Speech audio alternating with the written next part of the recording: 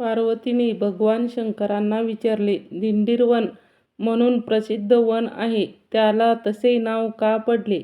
त्याचप्रमाणे लोहदंड क्षेत्र असे नाव का देण्यात आले? पार्वतीने असे विचारले असता शंकर म्हणाले, मी आता तुला त्याविषयी सविस्तर सांगतो, ते ऐक. पूर्वी तेथे एक महादैत्य होता. त्याने 14 भुवनांना नकोशे करून सोडले होते. तो दैत्य क्रूर, भयानक, आक्रोळी, विक्राळी होता. त्याचे नाव दिंडरव. त्या दैत्याला पाहताच भयभीत झालेले सगळे देव इंद्राकडे गेले व आपले रक्षण करण्याची त्यांनी इंद्राला प्रार्थना केली. इंद्र सर्व देवांना बरोबर घेऊन विष्णूकडे आला. सर्व देव विष्णूला वंदन करून हात जोडून म्हणाले, हे श्रीधरा, शेषशायना, गरुडवाहना, आदिपुरुषा, आम्ही तुला शरण आलो आहोत. आमचे रक्षण कर.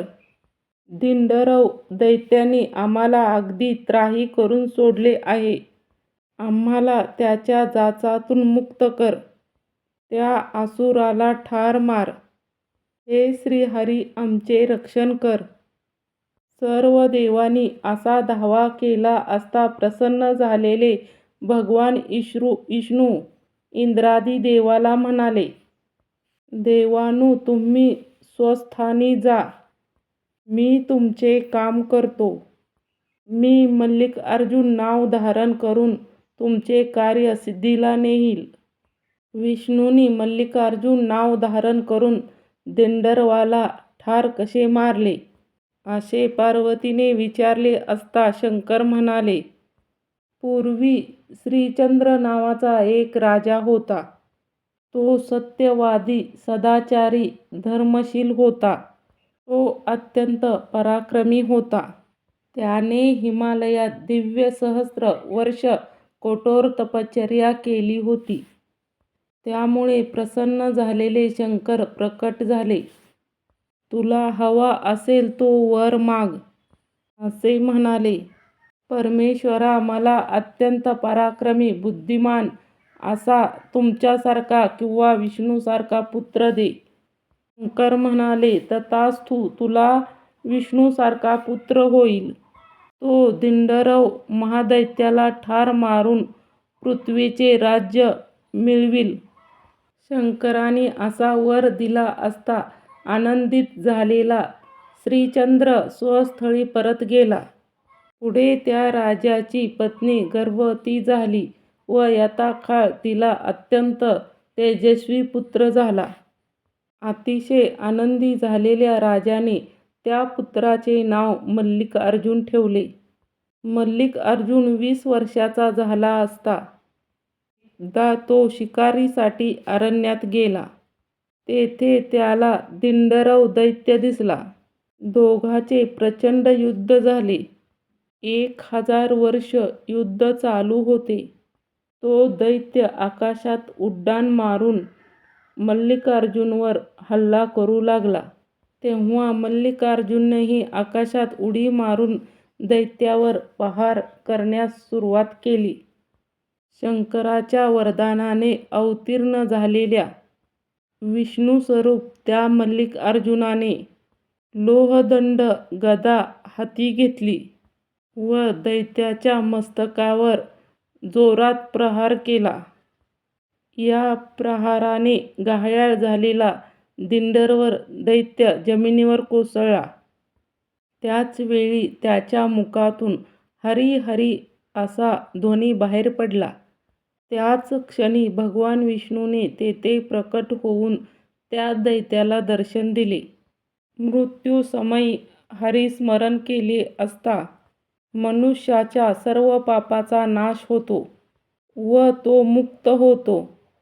जो हरिस्मरणाशिवाय देह ठेवतो त्याचा जन्ममृत्यूचा फेरा चुकत नाही.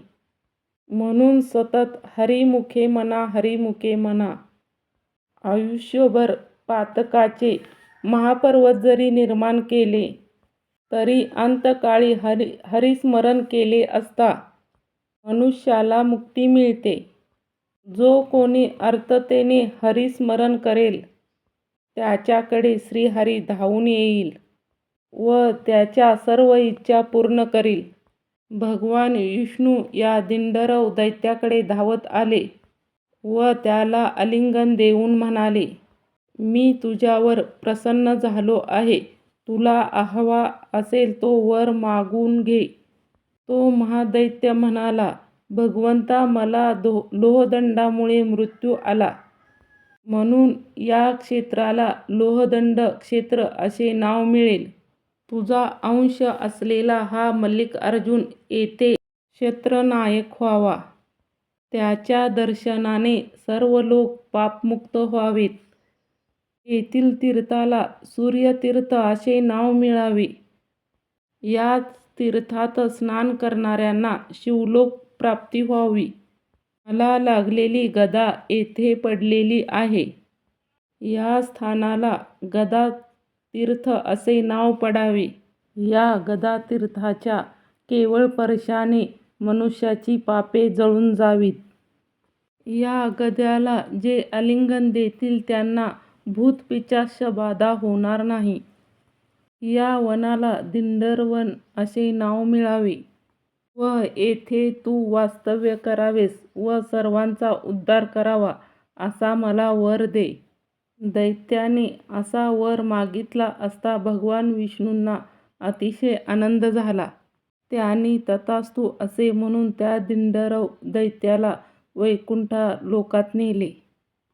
विष्णूने दिंडरव दैत्याचा उद्धार केला. त्यावेळीपासून लोहदंड क्षेत्र, सूर्यतीर्थ, गदातीर्थ व दिंडरवन प्रसिद्ध झाले. हे वन म्हणजे पंढरपूर तीर्थक्षेत्र. ही कथा नारदांनी शशाला सांगितली. हीच कथा सुतांनी शौनकादी ऋषींना सांगितली. हे दिंडरवन अत्यंत पुण्यदायक असल्यामुळे रुक्मिणी माता येथे तप करीत होत्या. दिंडरवास वर होता म्हणून श्रीकृष्ण येथे आले. येथे तो समचरण समनयन